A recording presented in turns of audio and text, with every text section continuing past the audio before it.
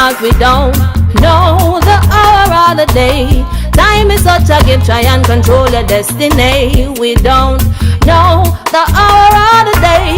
Unity is strength, let's stand as one without delay. Cause no bad vibe me a chant.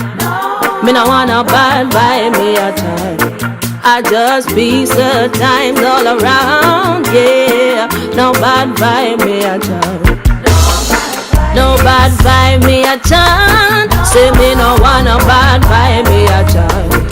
I just peace good time all around, yeah. What's up, everybody? How you guys doing today? Welcome to another episode of Death Taught Us How to Live, where we have near-death survivors come back and tell us how they have changed their life for the better. This week is going to be a little bit different.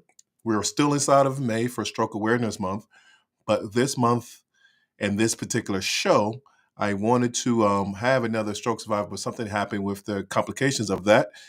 So I decided to bring on people that is close and near to me, my left side and my right side of my heart. Uh, my daughters, I don't know how this is going to go, but I'm very curious of how they experienced having a parent, having a father, having a stroke, their lives changed for the worse or for the better. I don't know. I'll have them explain it as we talk to them through this episode today. But I am very curious of what advice they have for other children that have parents that had a stroke, because we do know that a lot more younger people are having strokes. So these younger people also have or might have children, and we want to know how these things affect children when it comes to a stroke. So let me bring them in order of age. We have my firstborn, Cherie Kyra. How you doing today, sweetheart? I'm good, Dad. And I have my last, my least, my favorite. No, I can't say favorite, but my second favorite child. I don't know. Both gonna beat me up for the same things. Crazy right now. Shana. Hello, Shana. How you doing today, sweetheart? Hey guys. All right. So, ladies, as you guys do know, this is Stroke Awareness Month, and I just wanted to give more of a spotlight to the children of people that had strokes and to understand what they went through and how they actually managing. And if you ladies can, I don't know if you guys do remember because my stroke was about 7 years ago. Can you guys remember how it was before I had my stroke and then how it was when you heard that I had the stroke? Let Kyra go first since she's the oldest. So, Kyra? Well, to be fair, you weren't really around when we were younger, but I do remember going on a lot more trips and stuff when we were younger. It was a lot easier to explore with you. It was a lot easier to hang out with you.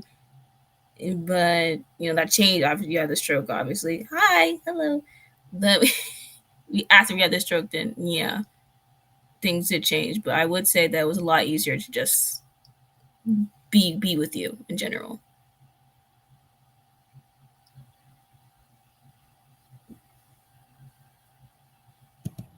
My turn? Okay. So, personally, I really don't remember much about you when our prior before you had your stroke. After it was pretty much, you know, oh, hi. Okay. After it, I pretty much don't really remember much about it at the moment. Like pre-stroke, of course, you were there. You were very much in our lives, but after it's just when it happened, all I really know up to that point is like when it happened, and that's pretty much it. I don't really have that much of a memory of before. I think it's because we were so young. I don't know how to remember it. Okay, fair enough. Um, I guess it is a very long time ago and you guys were young, but with me, I do remember two things. And individually, two things that you guys actually did for me that helped me a lot. When I guess before my stroke, because I always had an AVM since birth, so I had these complications. I just didn't know what they were. But when this happened to me, I can remember two things that you guys did for me that really helped me out. Um, One, you, Shauna, you used to, and it was amazing that you was 11 years old and you was the only one not scared to do it. You used to give me my warfarin shots. You used to have to stick me in my stomach and with the needle and also clean my feeding tube. And you wanted to do it. Everybody was scared of it, but you wanted to do it. It was wild. I couldn't understand that. And for you, Kyra, you said something to me that made me want to work harder every day. He said, "Dad, you changed." I'm like, "What do you mean I changed?" He's like, "You just changed." And I'm like, I didn't understand what that meant, but there was a lot of things I couldn't do with you, and you wanted me to do, and I couldn't do more anymore. So that really changed my life. Do you ladies remember those particular times in our lives? Somewhat. Sort of. Sort of. Okay. So one thing for me, ladies, and I need you to really think back at it. I remember there was one time, I was really feeling a certain type of way. I felt inadequate as a man, inadequate as a father.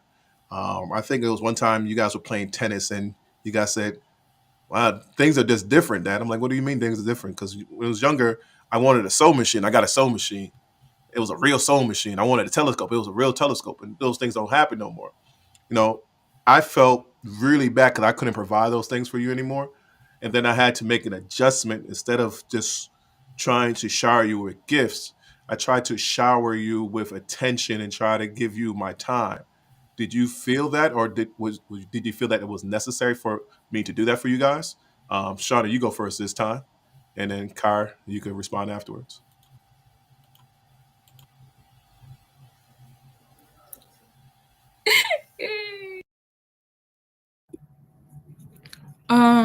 Repeat the question. Really, really, I was asking if I felt inadequate as a man, as a father, because I couldn't do the things I used to do for you guys before. And then all of a sudden, afterwards, I wanted to shower you with my time. And I thought that was enough for you. Was that enough? Or do you think that as a man, even though he had a stroke, you desired more out of me?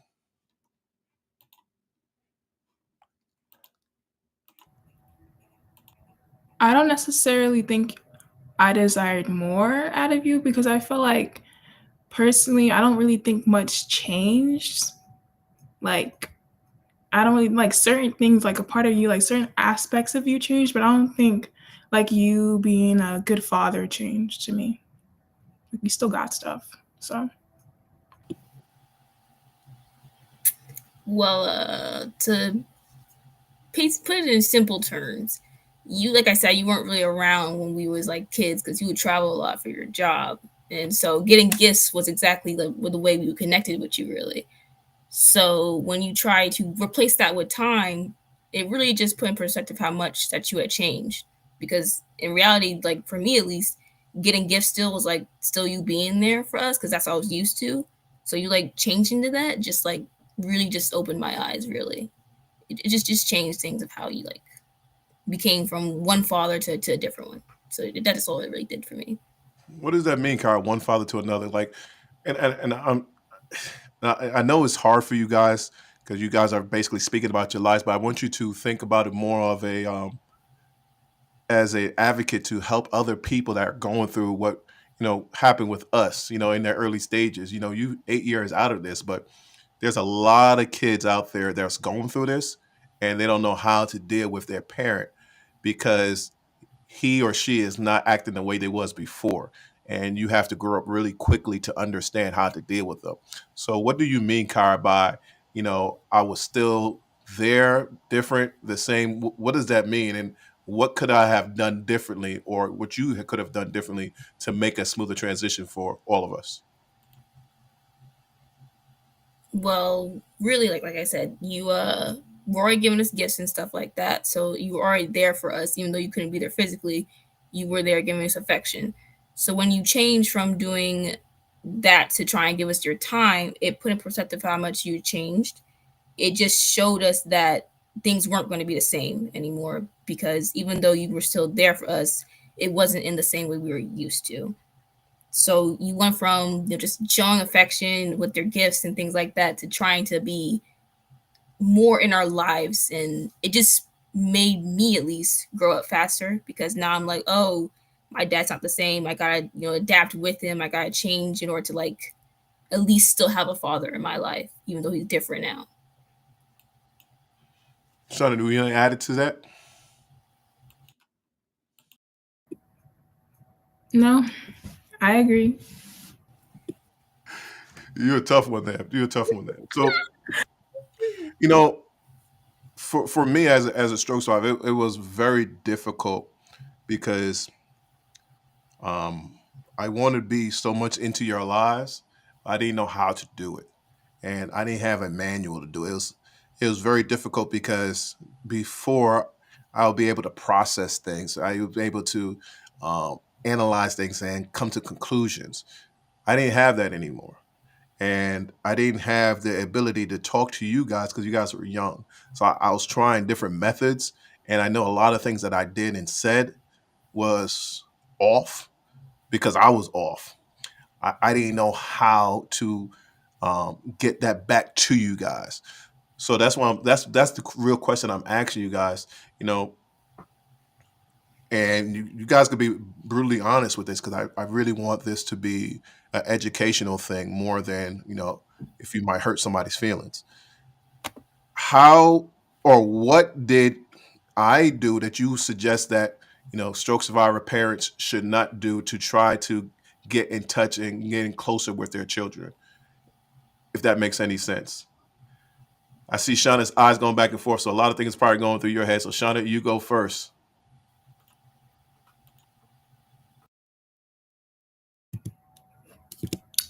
There was nothing going through my head. But essentially, I mean, I can't really say what other people should be doing right or from wrong. I think there's not really much stuff that speaks out that you do constantly or that you were doing at the beginning that someone else shouldn't be doing, because I feel like people should learn on their own ways of how to navigate through their post stroke, post AVM journey into how to figure out how to navigate their life after that to begin, I guess, what's the word? I guess to just, to build that structure up again, because there's no real right way to do things. And there's no real right way to like, I don't know the word, but essentially that.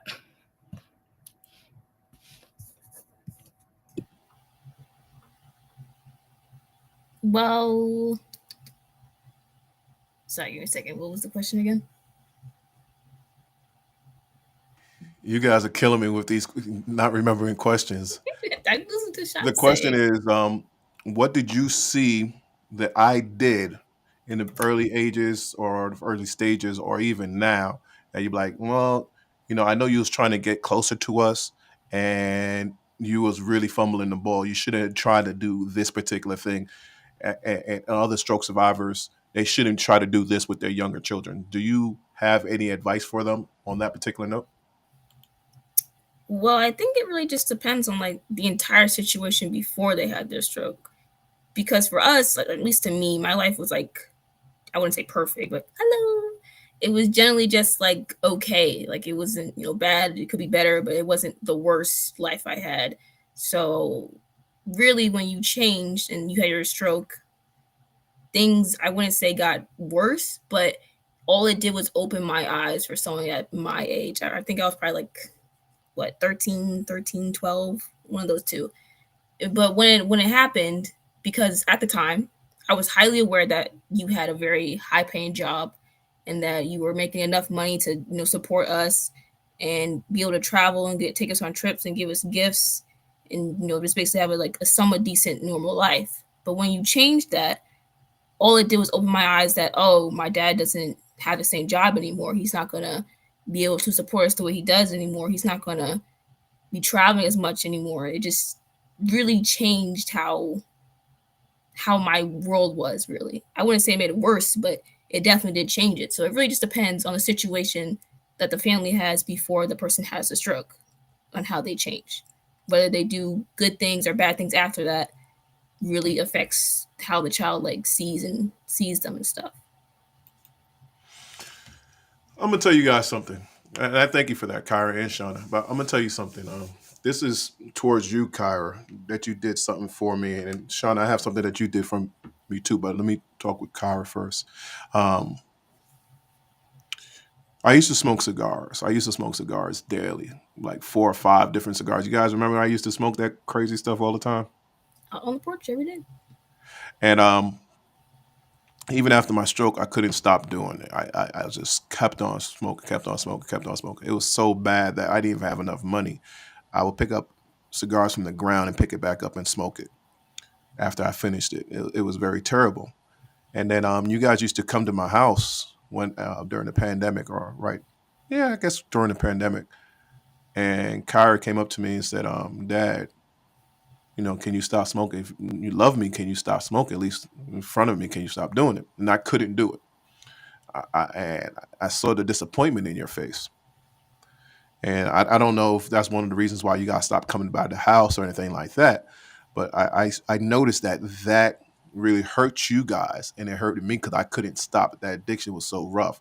So I fought so hard to actually figure out to do it. So um, about 2.5 years now, I haven't smoked a single cigar. So I really thank you, Kyra, for actually putting that to my perspective and showing how much love you have for me to be healthy, to stop doing the things that was actually destroying my body.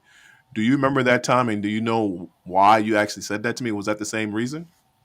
Well, during the time, not only did you have your stroke recently, I was also made aware by like my school and stuff like that about like smoking and things like that and how it affects the body. So I was like just more worried for you to like go through something similar as a stroke, because during the time that you did have your stroke, my sister and I were getting off of school while I just picked us up. We were in the car driving, and the phone rang, and she got a call. She stops in the middle of the street, pulls the car over, and she starts panicking. She's calling the phone, and she's like, and Sean starts crying immediately because she thinks something's wrong. I'm panicking. I'm like, what happened? What happened? I know it has something to do with you, because it's the only explanation mom would stop like that. And I was just like thinking back to that moment. I was like, I don't want anything like that to happen again. So I really just wanted you to stop smoking to prevent another situation where I would just be panicking. Okay, I got it. And I never told you guys this either. There was a time that I stopped smoking for about 6 months, and then we had a little get together for, I believe, Kyra's birthday. It was at a Chinese restaurant, and I got you that violin, and something I just saw the struggle that you three was going through, and it put me in a bad spot, and I started smoking again, and I couldn't stop smoking for 6 months. But I had to come to the realization, and that a lot of things are not my fault. I can't control all these things just because I was not able to to provide and give that money support anymore. I was still adequate as a man, and this is when you come in, Shauna. I wanted to be so much of a father to you that um, I would try to. I don't know if you appreciated it or not, or if it was too much, but I wanted you to be the best tennis player that you could be. And I used to take you and try to do practices which would make you run, make you exercise, collect your balls every time you shot the ball, try to figure out new things. I used to watch YouTube channels.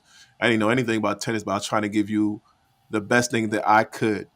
Um, and what I noticed is that when I used to go to the practice at first, I used to stay in my car. And then the coach came up to me and said, "Hey, man, it'll be very big if you just participated and watch what your daughters is doing. There'll be a lot to them." So the question I have for you, Shauna, was that time that I gave you, was it needed? Did you really appreciate it, or you wish I didn't do that?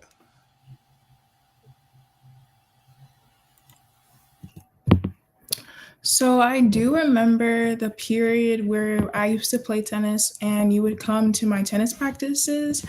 It was honestly, I liked it. I liked having you come by because it gave me something to look forward to. And I think when you left for New York or Jamaica, I was really sad that you left because I would look forward to going to tennis practice and also having you on the side and pick up balls. So I think it was a good impact for me. So Okay. You're a woman of a lot of words. I hear you, but I get it. And those are the things I was trying to do. I didn't have enough money. You know, I just did as much as I could. I came back from New York during the pandemic because I didn't know what was going to happen. So I wanted to be around you guys. I didn't have enough money to pay for rent. I barely had enough money for food, for gas, and things like that. I just wanted to be around you guys. So I'm just saying to other stroke survivors that have young children, it's very hard for you to actually deal with your stroke, but your children are watching you, even though each and every day is going by and you're trying to get stronger. Your children are getting older too. So I tried my best. I don't know if it was enough, but I tried my best to be around my daughters. I tried to teach them how to drive. I tried to give them advice about boys, even though they didn't want to talk to me about boys. I tried to just help them out with stocks and things of that nature. Just whatever I had, I wanted to give to them. Anything that I had. When I left Atlanta for the second time, I gave away all my stuff. I gave everything that I have to my children because I wanted to make sure that they had it. I don't know. Like I said, I don't know if that was enough or not, but I just know that if I had a quarter, they was gonna get 24 cents and I'll just take 1 cent and that'll be enough for me. That's the mentality that I have. I don't know if they really appreciated that or not or saw that, but I just suggest for you guys to do that. But on the other note, ladies, let's talk about, and Shana, you said that you barely remember, but Kyra, you seem like you have a better memory of this stuff. Can we talk about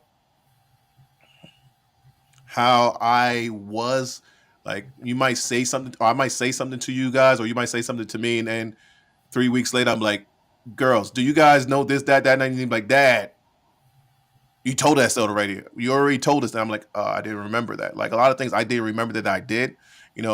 How did you guys deal with knowing that sometimes you could talk to me and I would forget whatever I was talking about 3 weeks, 2 weeks, a month, a year earlier? How do you guys deal with that situation when I was trying to give you advice and things I told you probably 30,000 times? How did you deal with that?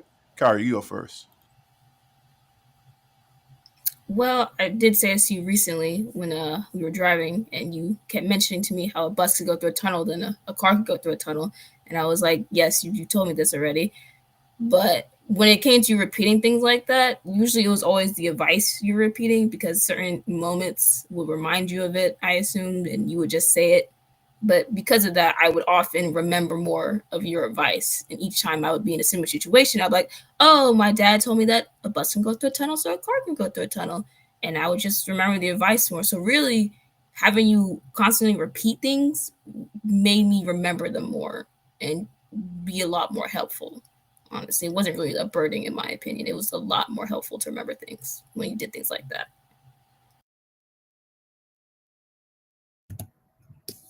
So I think the complete and total opposite, because there are points and there are times where I try to convey an opinion or I try to bring up something from the past, and I'm either talking to you or I'm talking to you and Kyra at the same time, and Kyra remembers it, but you don't remember it. And at that point in time, like there's multiple instances where you be like, you like to fight things, and we could go back and forth over multiple instances where you say, oh, this didn't happen, but there are two people that are saying it did happen, and you're so stuck in your ways that just because you don't remember it just means it didn't happen. Although it can be helpful, like Kyra did say, like, oh, maybe him saying something over and over again because he forgets, but there's also points in time like your memory don't remember certain things, and then we go back and forth about that. That's what I don't like. We have a comment, and I'm gonna get back to that for a second, Shauna. It says, "Greg Graham, I love your vulnerability, bro. Appreciate you, Marvin." Um, but that is a great point that you just brought up, Shauna. You said I'm stubborn, and it's hard to have a conversation with a stubborn person. I really get that. But what advice do you have for a child that's dealing with a parent like that? Because we're not trying to be stubborn. I don't remember what that situation is. And you're right. I am very adamant about how I speak about things and how I convey my thoughts. And it's more about, why are you not listening to me? I told you that I never heard that before. I never said that to you before. So it's not even about the conversation I'm having with you. It's about I'm having an inner struggle within myself, and you're just there, um, seeing that battle, but you only see one side of it. You don't see the double battle that I'm having within my head. So with that happening, what advice do you have for a person that does not have a brain injury dealing with a person that does have a brain injury?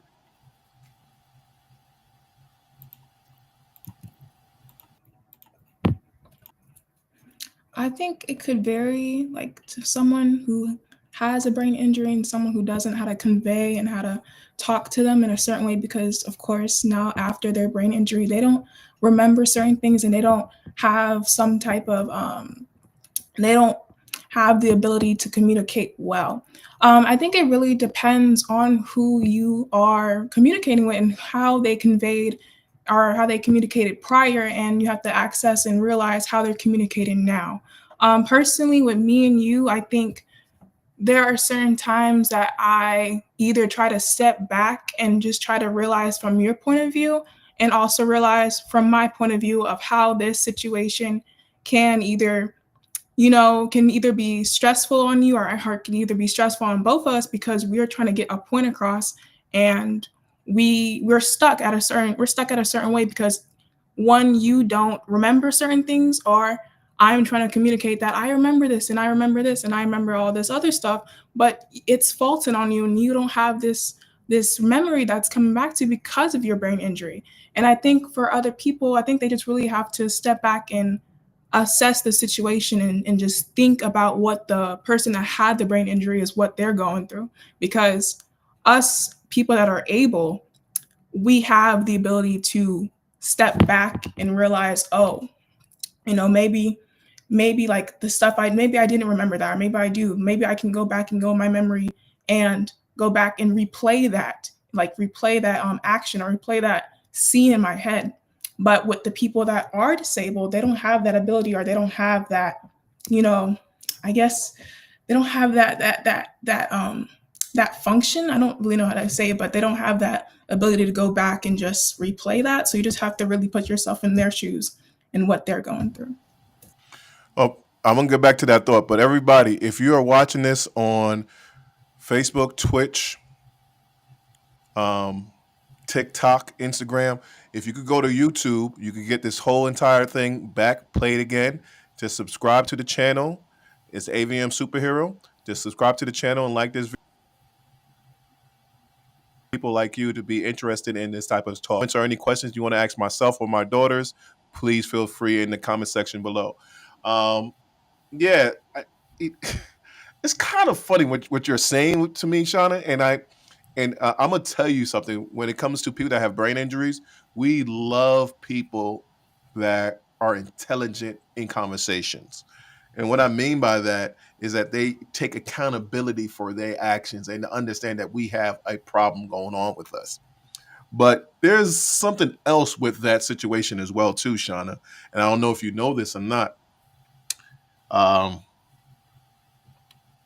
I said this story many times before, but when I had my stroke, I went through all the people in my life and said, hey, I'm okay with dying. Then I came to you guys and I was like, I don't want to die. I got more life to live. I got more to teach these two ladies in this world. So I wanted to make sure that I presented you with decent men in your lives to actually be role models, be true men in front of you so that you guys can understand what a real man is. But I also wanted to make sure that I impart some of my knowledge and my wisdom to you guys. So there was one time when you guys were at my house in Atlanta, and we was arguing. I don't know why we was arguing about something. Bathroom. Or you remember it? Yeah. Okay, we was arguing about something, but Shauna, you didn't really make a lot of sense with your argument, but you stood up for yourself and you stood up for your sister, and that's all I wanted. You know, I always used to tell you guys, stick together, fight for each other, stand up for each other, and you guys did that.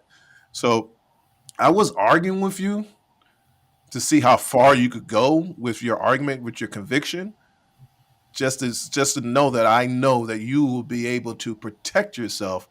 Because if you could protect yourself against me, you could pretty much protect yourself against anybody.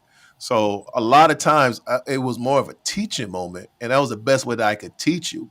It might have been rough, but it was the best thing that I can do in the mind state that I was. So I know you might have thought it was rough and I was trying to be hard on you, but I was seeing how strong you were, and I was actually very proud to see how much you just stood your ground, and that really made a big impact in my life when you did that. So I apologize, but I'm also happy, if that makes any sense.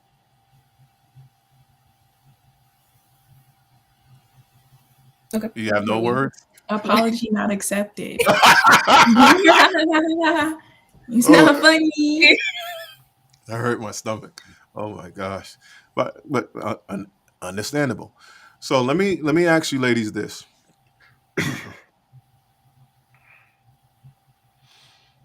Can I say something first before you get your thought together?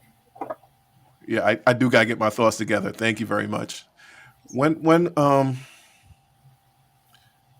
you look and it's kind of a personal question, but when you see a person that has a stroke, how do you personally deal with them? Because did you know what a stroke was before, and now you probably do now, but did you have a different perspective of what a stroke was, and now since your father had it, you understand what it is and you know how to deal with people better when it comes to a stroke and understanding how to talk to them? I'll let you go first, Kyra.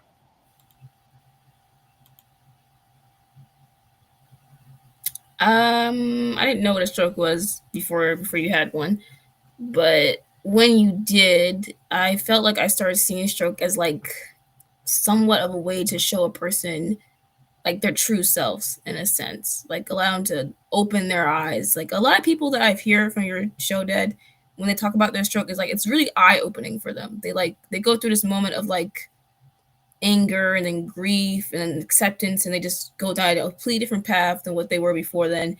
It's like they still hold on to a part of themselves, but they're trying to improve it. It's like the stroke made them acknowledge all their wrongs, all their things that they haven't done, all the things they want to do, and they start to do it. And it's like each time I see someone with a stroke, I'm like, oh, well, good luck on your journey, because I'm starting to look at them and be like, they're really trying to improve themselves, and like not only just to get better from their struggle, just like improve themselves as a person, improve themselves as whatever relationship they have with their friends, family, really just starting to like go in a different direction what their life was before.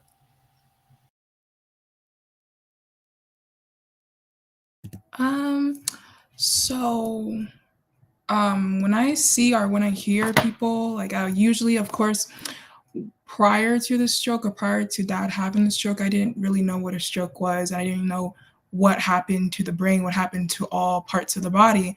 But after I started to realize, I started to become more self conscious about it.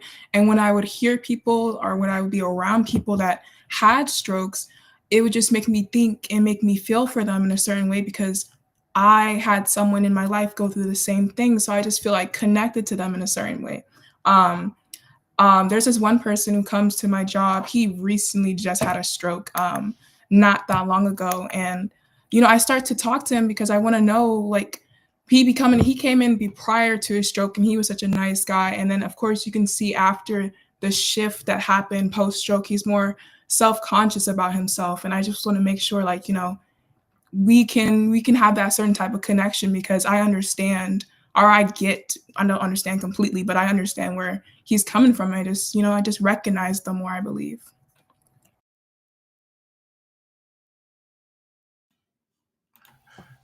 Wow. Okay, ladies, you both gave some interesting answers, and I'm very happy that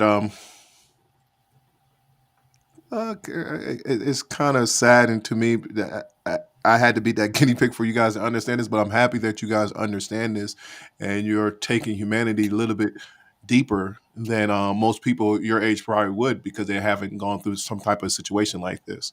So I have mixed feelings with it, but this is what I always wanted to do. I wanted to make sure that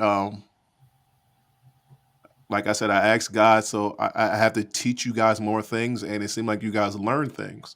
And even though you guys don't really discuss it with me, what you have learned, um, I feel better that I have given you guys a part of me when I thought I didn't give you guys anything. I thought I thought I robbed you guys of a lot of your life, and I really love hearing that you guys are growing with this understanding of what people are going through and being compassionate for them. And I don't know if you had that before, but I'm glad that you guys have it now.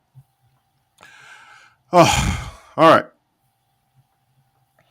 So during this show, we have this thing called hot seat questions.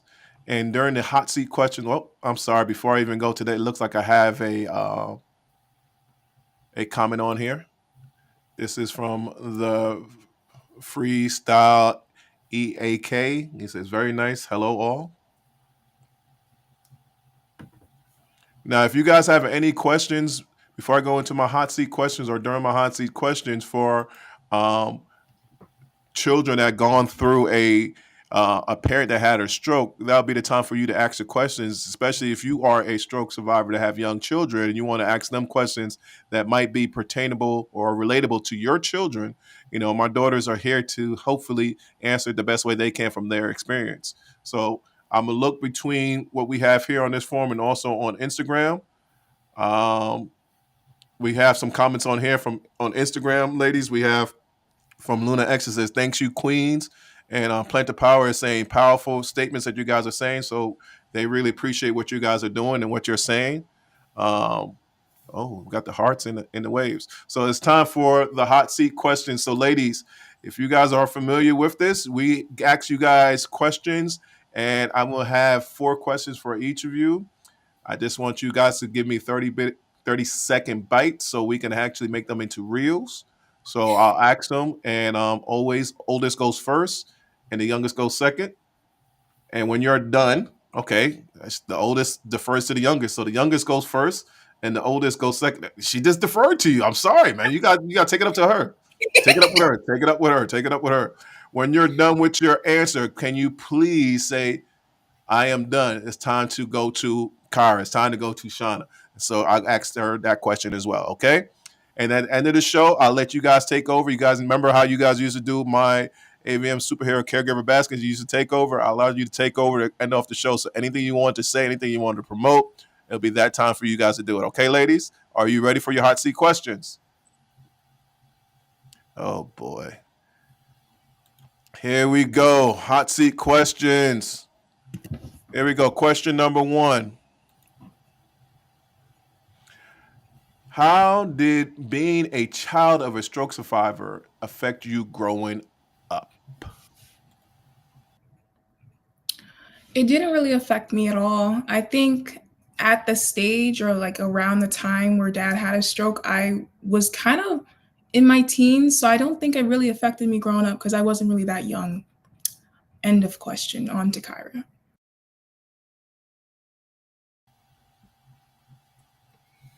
Well, for me, I wouldn't say like the aspect of having a stroke affected me. It was more of like the affectation it had on your relationship with mom. 'Cause at the time you guys were married, at the time we still have religion and stuff like that. After the stroke, you stopped having religion, and like after a while, I stopped having religion too.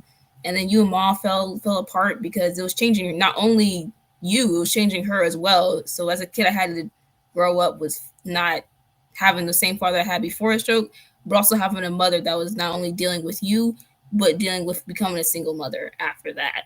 So it really just affected the entire family, in my opinion. Done. Okay, I have a question from somebody on Instagram. It's very similar to this question, but I do still want to get it off of here so we can make sure that we answer it. His question was, or is from Planted Power. He says, "What was your first thought after seeing your dad for the first time after your stroke?" Kyra, you could go with this one first, and then Shana, you can go if you remember. Honestly, I didn't think you were gonna make it because when we first saw you after the stroke, we came to, I think it was Kansas when it happened, and we drove all the way there. And I see you like in the bed, and you're not looking like yourself. You're looking skinny, looking weak, looking like you haven't had like a full meal in a minute. And I'm just like, in my mind, I was like, yo, I might prepare myself to just not have a father because I was just dumbfounded to see this was happening. I'm done.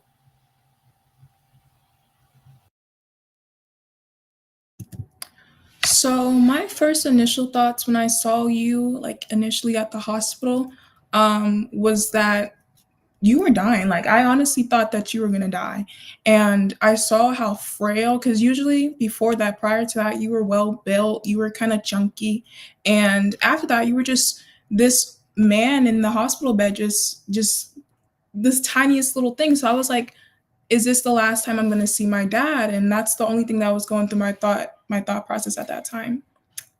I'm done. See, um,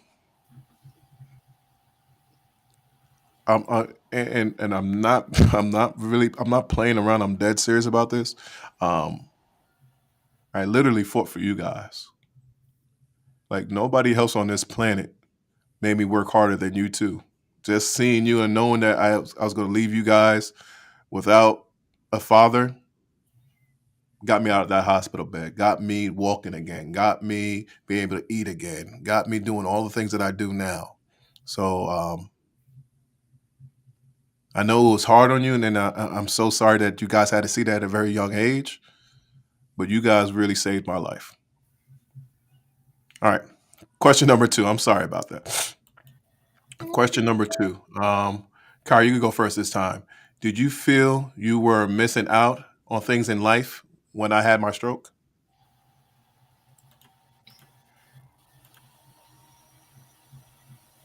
Not entirely.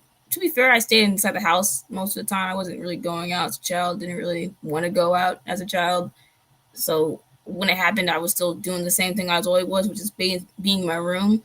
But I do feel like I was, because I care a lot about my family. So I feel like when your stroke happened, I felt the need to be there and keep an eye on you. I remember the first time you came home after your stroke, and I don't know if it was a doctor or a mom told me, but someone told me that you shouldn't be able to drive because you just had your stroke. And then immediately after you got home, you immediately got in the car and drove, and I was panicking. I was like, "Ma, Dad's driving," and she was like, "What?" I'm like, "Yeah," I'm like, "Go get him." I was like so confused. I was just basically feeling as if I also had to take care of myself and take care of you. I'm done.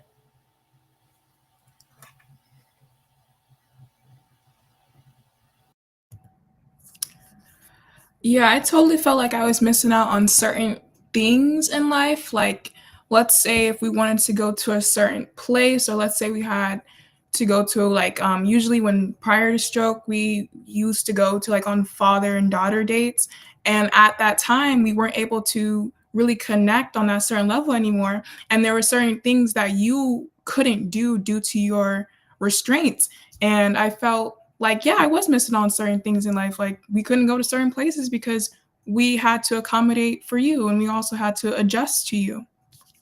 I'm done. Yeah, these questions is harder than I thought it would be for me. Um, I do have another comment that just came in, so um, I'll just put that up here. Trezana's putting hearts on the screen. I have another question right here. Um, this is from the freestyle. Eric, it says, "What advice would you give other young people that have a parent that had a stroke?" Shauna, would you go first?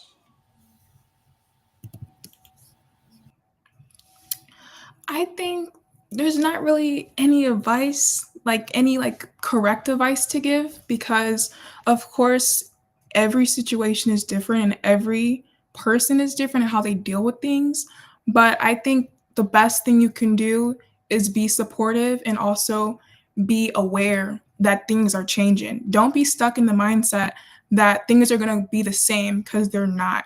Nothing's going to go back to what they used to be, and you can't have expectations of that. You should just keep on going forward and realizing that, there are certain things that you're not going to get back at that time, and you just have to go forward and realize and grow with the person and with the parent that had a stroke, and you have to grow um, as a different person than you were before, unfortunately. But yeah. Yeah, basically what she said. But when it happens, don't expect things to go back to the same way. It's not the world isn't over. It's not over. You still got your parent. Even though they're going to change, you still have them. Be grateful for that, but be prepared to adapt and to change certain things about the way you do things in order to make sure that they can still find joy in doing certain things and still find the motivation to keep going. Oh, okay. Thank you, ladies, for that answer. Back to the hot seat questions. We at question number 3. Kyra, you up first. What advice do you have for children of a stroke survivor?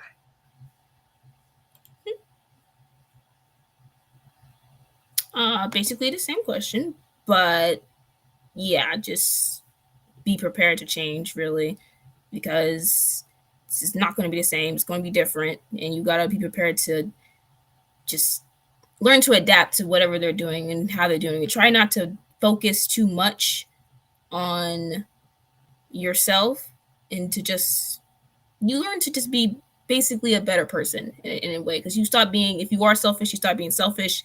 You gotta like put them before yourself, but also put yourself next to them as well. You gotta basically become an adult at that time, but don't try to think of it as like, oh, I'm moving too fast in life, or this is unfair. It's it really is unexpected, but you shouldn't be trying to downplay the misfortune that they've had, and just try to be there for them as much as you can. I'm done. I think another advice that I could give is just to be active and to be aware of what's going on, and to also listen and take into what the stroke people that had stroke and your parent that had a stroke, what their needs are, and also take into what your needs are, just to be self-aware of multiple things that can be going on, because life has changed at this moment. So just going forward, just to be socially and mentally prepared that what's going to be the future is now altered at that point in time.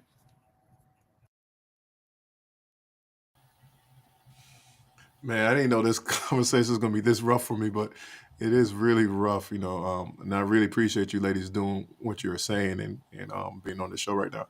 I have one more question, and then we have a comment from the audience. So our fourth and final question is very similar to this last one.